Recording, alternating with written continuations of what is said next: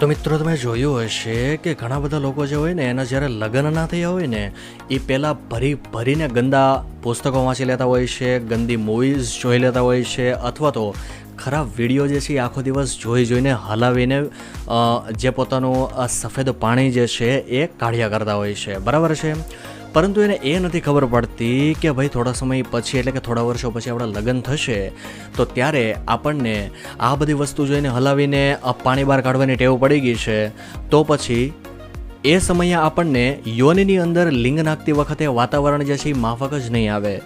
તો આવું જે છે એ સાચે જ થાય છે. લગ્ન થઈ ગયા પછી તમારો લિંગ જે છે તેને ઊભો થવાની ટેવ જે છે એ ગંદા પુસ્તકો વાંચી, ગંદી મૂવીઝ જોવાથી અથવા તો ગંદા વિડીયો જોઈને જ ઊભો થવાની ટેવ પડી ગઈ છે.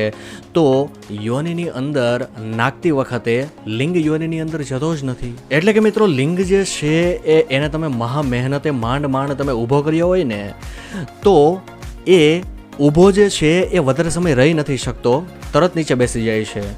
પાછું તમે ટ્રાય કરીને માંડ ઊભો કરો તો પાછો નીચે બેસી જાય છે. તો આવા પ્રકારની પ્રોબ્લેમ જે છે એ ઘણા બધા પ્રકારના લોકોને થતી છે, આઈ શ્યોર, બરાબર છે.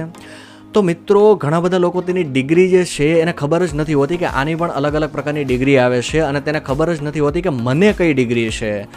એટલે કે શું તમે ઘર બેઠા એવી રીતે જાણી શકો છો કે ભાઈ મારી ડિગ્રી જે છે એ કેટલી છે લિંગ ઊભો ના થવાની?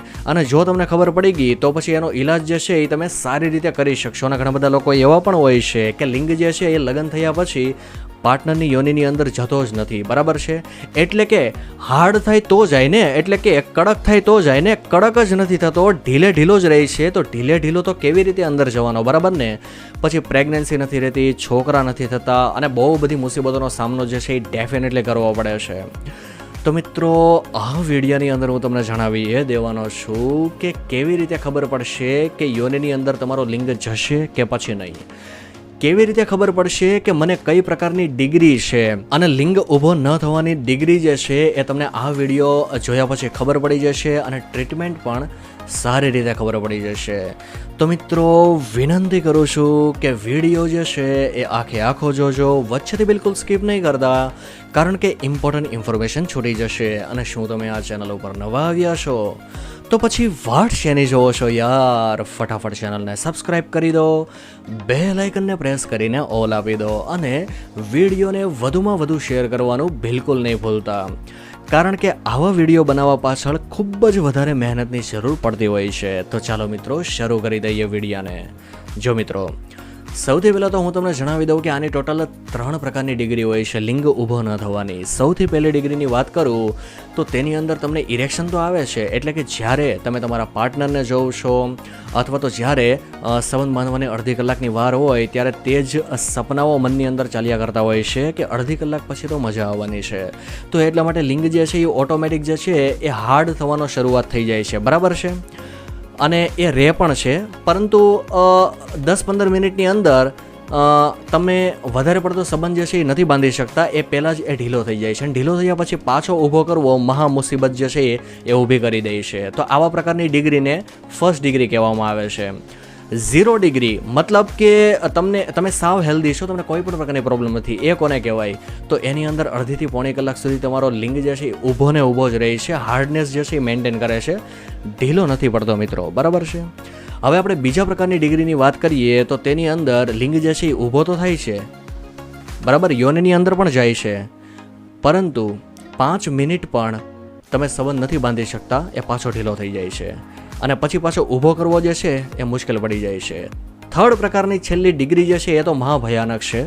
એ એવા પ્રકારની ડિગ્રી છે કે તેની અંદર લિંગ જે છે એ મહા મહેનતે જ્યારે તમે હલાવો છો, હસ્તમૈથુન કરો છો અથવા તો જાતે કરીને એવા ખરાબ સપનાઓ જે છે એ તમારા મનની અંદર જ્યારે ચાલતા રહે છે તો ત્યારે માંડ લિંગ જે છે એ ઊભો થાય છે, પરંતુ એ ઊભો રહેતો જ નથી, 1 મિનિટ પણ ઊભો રહેતો નથી, પાછો નીચે બેસી જાય છે, એટલે કે ઢીલો ને ઢીલો જ રહે છે. તો આવા પ્રકારની ડિગ્રી એકદમ ખતરનાક છે. આવા પ્રકારની ડિગ્રીવાળા લોકો જે છે તેને ઇમ્પ્લાન્ટેશન જે છે એ કરાવવું પડે છે, એટલે કે ઓપરેશન સિવાય કોઈ રસ્તો જ નથી મિત્રો, બરાબર છે. કારણ કે ઢીલો ને ઢીલો લિંગ રહે તો પછી યોનિની અંદર કેવી રીતે જશે? તમારે બાળક કરવું હોય, પ્રેગ્નન્સી રાખવી હોય તો લિંગને કમસે કમ યોનિની અંદર તો નાખવો પડે ને, પરંતુ એ એટલો પણ કેપેબલ નથી હોતો કે યોનિની અંદર જઈ શકે, એટલી પણ હાર્ડનેસ તેની અંદર નથી આવતી. તો આવા પ્રકારની ડિગ્રી હોય છે. હવે આપણે એક વસ્તુ જાણીએ મિત્રો કે ટ્રીટમેન્ટ તમારે કરવી કે પછી ટ્રીટમેન્ટની તમારે જરૂર નથી, એ અલગ અલગ પ્રકારની પરિસ્થિતિઓ પર ડિપેન્ડ કરે છે. માની લો કે કોઈ છોકરો જે છે એ મારી પાસે આવે અને મને કહે કે ડૉક્ટર સાહેબ મારો લિંગ જે છે એ સવારે ઊભો નથી થતો, કારણ કે મારે અત્યારે એક્ઝામ ચાલે છે અને એનું બહુ ટેન્શન છે. તો એની અંદર મારે તમારે ટ્રીટમેન્ટ આપવાની કંઈ જ જરૂર નથી પડતી. તેની અંદર સ્ટ્રેસ એટલે કે ટેન્શન ઓછું કરશો, ઓટોમેટિક લિંગ જે છે એ જુવાનીના પીરિયડની અંદર ઊભો થવા મળશે, કારણ કે એને એક્ઝામનો સ્ટ્રેસ હતો, બરાબર છે. પરંતુ મિત્રો અહીંયા સેમ કન્ડિશનની અંદર આપણે વાત કરીએ કે મારી પાસે કોઈ દાદા આવે, બરાબર છે, મોટી ઉંમરના, કે જેની ઉંમર 60-65 વર્ષની હોય છે, ડાયાબિટીસ હોય છે, ઉપરથી તે વર્ષો સુધી બીડી પીતા હોય છે, 5 થી 10 વર્ષથી સંબંધ જે છે એ નથી બાંધેલો હોતો. આવા પ્રકારની વસ્તુઓ જે છે એ દાદા લઈને આવે અને ઉપરથી ઉધરસ ખાતા હોય છે, ખોખો કરતા હોય છે, બરાબર છે. અને એ એમ કે ભાઈ મને એવી કોઈ ગોળી આપી દો કે જેના કારણે લિંગ જે છે એ ઊભો રહે અને હું અડધી કલાક સુધી કન્ટિન્યુ સંબંધ બાંધી શકું, તો એ પોસિબલ નથી. એને સારામાં સારી દવા આપવા છતાં પણ રિઝલ્ટ નહીં મળે. તો આ તમે સમજી ગયા છો કે આ બે પ્રકારની કન્ડિશન જે છે એ અલગ અલગ ડિપેન્ડ કરે છે કે તમારે ટ્રીટમેન્ટની જરૂર છે કે પછી નહીં. અમુકમાં ટ્રીટમેન્ટ કામ નહીં કરે, અમુકમાં દવા આપ્યા વગર પણ સારું થઈ જશે. તો મિત્રો અહીંયા આપણે વાત કરીએ કે સૌથી પહેલી ડિગ્રી એટલે કે માઇલ્ડ કેસ, બરાબર છે. તમને ખૂબ જ માઇલ્ડ પ્રોબ્લેમ હોય તો પછી એ કેના કારણે થાય છે? જો સૌથી વધારે ગંદા મૂવીઝ જોવાથી, ગંદા વિડીયોઝ જોવાથી થાય છે. વધારે પડતું હસ્તમૈથુનની આદત તમને લાગી ગઈ હોય તો પછી આ બધી વસ્તુઓ થાય છે. હોર્મોનલ ઇમ્બેલેન્સને કારણે આ બધી વસ્તુ થાય છે. તમને સ્ટ્રેસ હોય, મેન્ટલી તમે પરેશાન હોવ તો પછી આવા પ્રકારની વસ્તુઓ જે છે એ થાય છે. હવે આની અંદર તમને સવાર અને સાંજ જે છે એ તમારો લિંગ જે છે એ ઊભો તો થશે, તેની અંદર બ્લડ સપ્લાય તો હશે, પરંતુ એ જોઈતો હોય એટલો હાર્ડ નહીં થાય. જો કે યોનિની અંદર તો તમે નાખી શકશો, પરંતુ જે કિસિંગ કરવાથી અથવા તો હસ્તમૈથુન કરવાથી, ફોરપ્લે કરવાથી, આવા પ્રકારની વસ્તુઓ જે છે એ કરવાના કારણે તમારો લિંગ જે છે એ સારી રીતે મતલબમાં ઊભો જે છે એ થઈ જશે, પરંતુ ઇરેક્શન જે છે એ કન્ટિન્યુ મેન્ટેન નહીં કરી શકે. તમે સમજી ગયા હશો. એ 15 થી 20 મિનિટમાં પાછો જે છે એ નીચે બેસી જશે. આની ટ્રીટમેન્ટની હું વાત કરું તો પછી તમે લિંગ જે છે તેનું તેલથી મસાજ કરી શકો છો. તમે કીગલ એક્સરસાઇઝ જે છે એ કરી શકો છો. તમને ના ખબર હોય તો કીગલ એક્સરસાઇઝ કોને કહેવાય, તમે આપણો વિડીયો જે છે એ કીગલ એક્સરસાઇઝ ઉપરનો આપણે બનાવી નાખેલો છે, ડિટેલની અંદર જોઈ શકો છો. ઉપરાંત મલ્ટીવિટામિન જે છે એની ગોળી લઈ શકો છો. વિટામિનની ગોળી તમે લઈ શકો છો, એટલા માટે માઇલ્ડ પ્રોબ્લેમ જે છે એ દૂર થઈ જશે, બરાબર છે. હવે મિત્રો અહીંયા મોડરેટ કન્ડિશન જે છે એટલે કે મીડિયમ કન્ડિશન જે છે તેની ડિગ્રીની આપણે વાત કરીએ, જે આપણે સેકન્ડ ડિગ્રીની વાત કરી હતી ને, તો એની અંદર શું થાય છે? એની અંદર તમારો લિંગ જે છે યોનિની અંદર તો જશે, પરંતુ વારે વારે ઢીલો પડી જશે, એટલે હાર્ડનેસ નહીં રહી. તમારે વારે વારે હલાવી અને તેને ઊભો જે છે એ કરવો પડશે, ત્યારે માંડ જે છે એ થશે, બરાબર છે. તો આવા પ્રકારની વસ્તુઓ કેને કારણે થાય છે? જો તમને બીપી હોય, ડાયાબિટીસ હોય, વધારે પડતો વજન હોય, વધારે પડતી ઉંમર થઈ ગઈ હોય, કોઈ ટેન્શન હોય, સ્ટ્રેસ હોય, તો તેને કારણે આ થઈ શકે છે.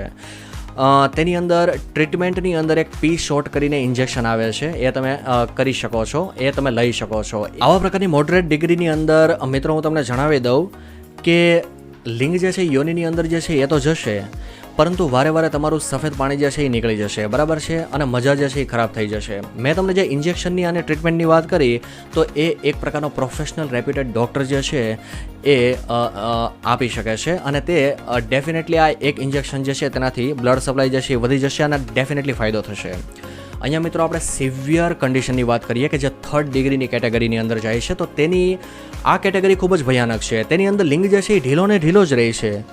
તમે ખરાબ વિડીયો જોવો, હલાવી લો, છતાં પણ ઊભો નહીં થાય. ગમે એવી દવા ખાશો તો દવાની અસર પણ નહીં આવે, તેનાથી પણ ઊભો નહીં થાય. પ્રેગ્નન્સી નહીં રહી, છોકરા નહીં રહી, કારણ કે લિંગ જે છે યોનિની અંદર જ નહીં જાય, ઢીલો ને ઢીલો જ રહેશે, બરાબર છે. આવા પ્રકારની વસ્તુઓ મિત્રો ત્યારે થાય છે જ્યારે લિંગ જે છે એ ખરાબ થઈ ગયો હોય છે, તેની અંદરની જે નસો હોય છે એ સુકાઈ ગઈ હોય છે, લિંગ સકોડાઈ ગયો હોય છે, લિંગની અંદર બ્લડ સપ્લાય જે છે એ પહોંચતી નથી, બ્લુ કલરનો, જાંબલી કલરનો થઈ ગયો હોય છે લિંગ, અને આ ઉપરાંત એકદમ નાનો થઈ ગયો હોય છે. મોટી ઉંમરના લોકોને ડાયાબિટીસ વધારે હોય છે, કોલેસ્ટ્રોલ વધારે હોય છે, ડાયાબિટીસમાં શુગર ને કોલેસ્ટ્રોલની ગાંઠ બની ગઈ હોય છે અને બ્લડ સપ્લાય જે છે લિંગની અંદર લોહીનું પરિભ્રમણ જ ન થવાને કારણે આ પ્રકારની પ્રોબ્લેમ થાય છે. આનો એક જ ઇલાજ છે, કોઈ પણ પ્રકારની દવા જે છે આમાં કામ નહીં કરે, કોઈ પણ પ્રકારનું મસાજ કામ નહીં કરે, કોઈ પણ પ્રકારનું તેલ અથવા તો ચૂર્ણ, ગોળી, બરાબર છે, ઇન્જેક્શન, કંઈ પણ પ્રકારની વસ્તુ કામ નહીં કરે. ફક્ત ને ફક્ત ઓપરેશન ઇમ્પ્લાન્ટેશન તમારે કરાવવું પડશે. તો મિત્રો છે ને એકદમ જબરદસ્ત માહિતી, આવા જ પ્રકારના ઇન્ફોર્મેટિવ નોલેજેબલ વિડીયોઝ જોવા માટે ફટાફટ ચેનલને સબસ્ક્રાઈબ કરી દો, બેલ આઇકનને પ્રેસ કરીને ઓલ આપી દો અને વિડીયોને વધુમાં વધુ શેર કરવાનું બિલકુલ નહીં ભૂલતા મિત્રો. તો ચાલો મિત્રો મળીએ કોઈ બીજા એક સરસ વિડીયોની અંદર. ત્યાં સુધી ધન્યવાદ.